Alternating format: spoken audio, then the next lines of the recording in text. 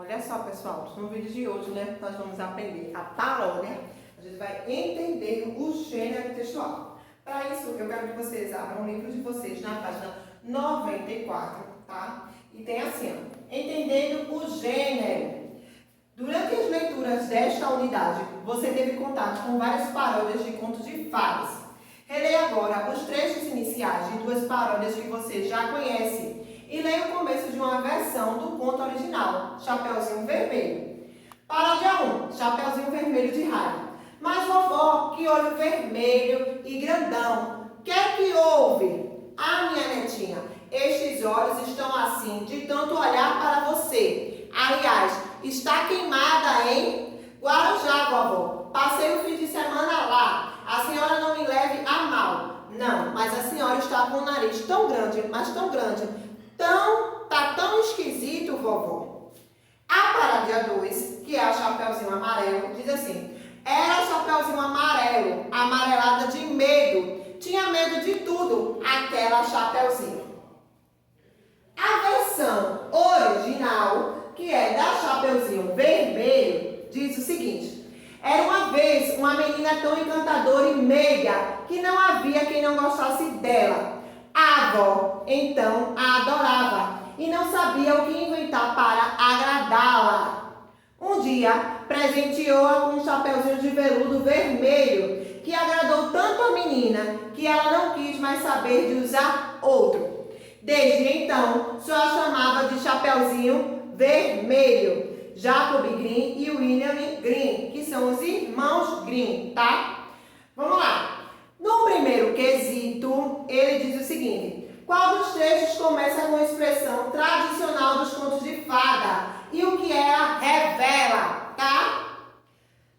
No segundo quesito, diz assim: numere as colunas de acordo com as características de cada uma das três personagens mencionadas anteriormente. Primeiro, Chapeuzinho Vermelho de raiva. A segunda, Chapeuzinho Amarela. E a terceira, a Chapeuzinho Vermelho. Diz assim: garota medrosa que tem medo de tudo. Garota encantadora e meiga, sem defeitos, apenas um pouco ingênua. E garota descontraída que adora viver grandes emoções. No terceiro quesito, diz assim: no conto clássico, há dois personagens muito importantes para o desenvolvimento da história: a Chapeuzinho Vermelho e o Lobo. O Lobo aparece nesses trechos das duas paródias mencionadas.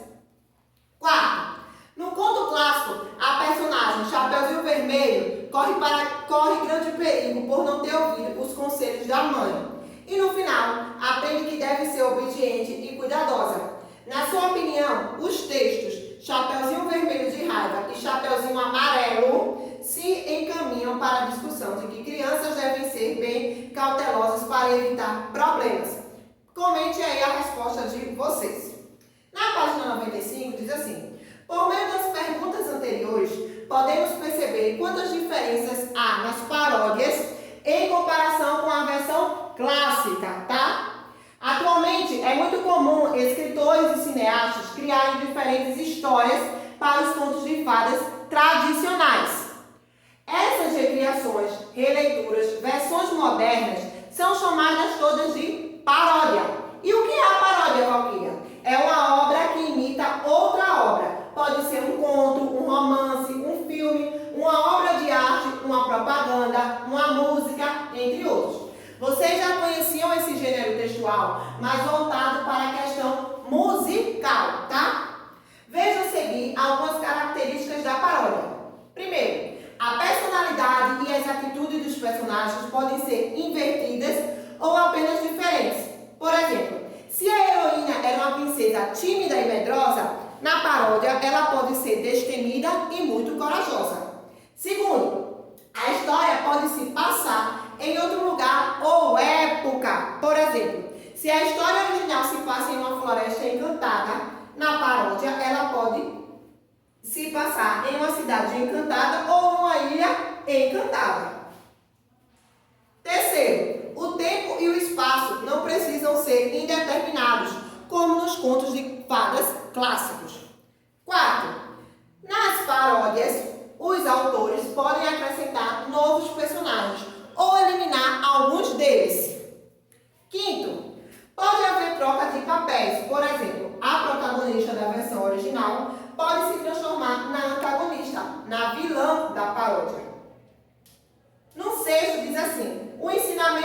transmitido pela paródia pode ser completamente diferente do ensinamento do conto de fadas, do conto clássico.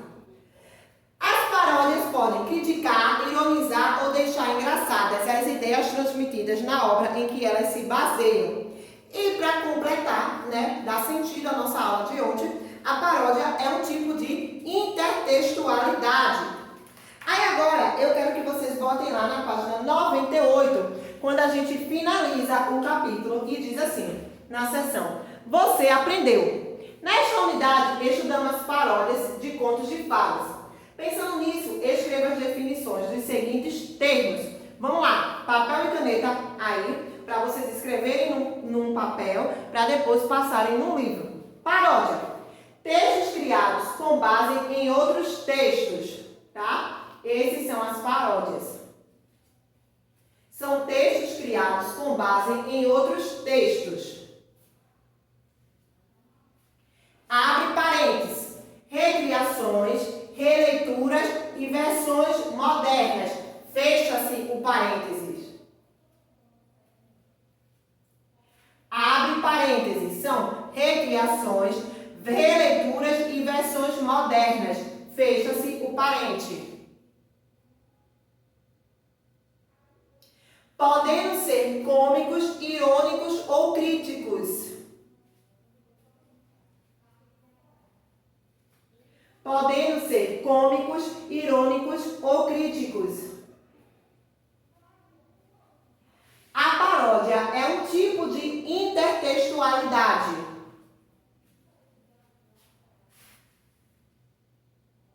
A paródia é um tipo de intertextualidade. Aí agora a gente vai para a intertextualidade. Vocês devem botar aí. Compreende as diversas maneiras pelas quais a produção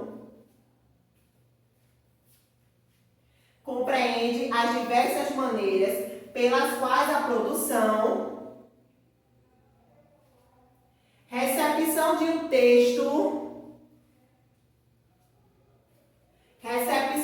texto depende do conhecimento de outros textos. Depende do conhecimento de outros textos.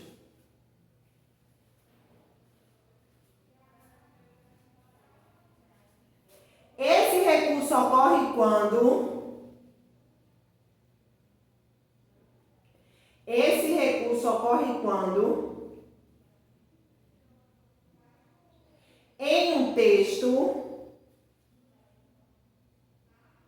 em um texto está inserido outro texto anteriormente produzido.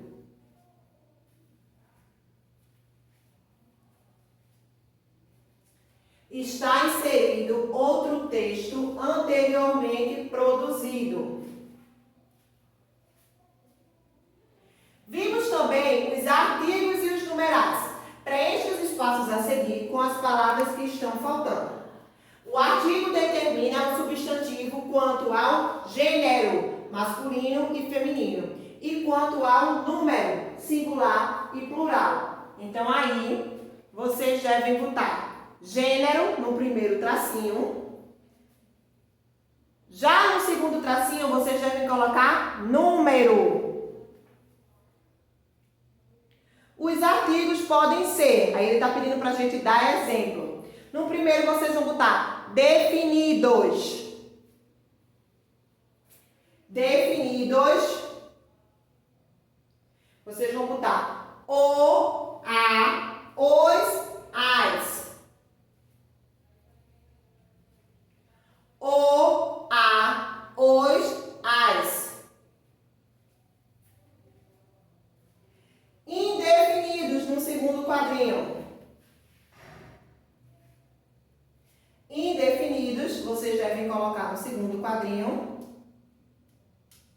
E de exemplo, uma, uns, mais. Uma, uns, mais. integrais podem classificar em... Aí vocês vão lembrar do esquema do quadro de ontem. Cardinais, ordinais, fracionários e multiplicativos.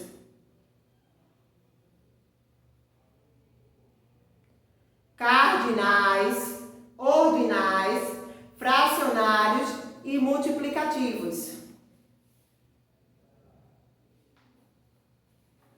Certo, gente? Então, assim, nós conseguimos concluir o capítulo 3. Vou marcar ao vivo para a gente poder fazer a correção e tirar as dúvidas, certo, meus amores? Conto com vocês na próxima aula.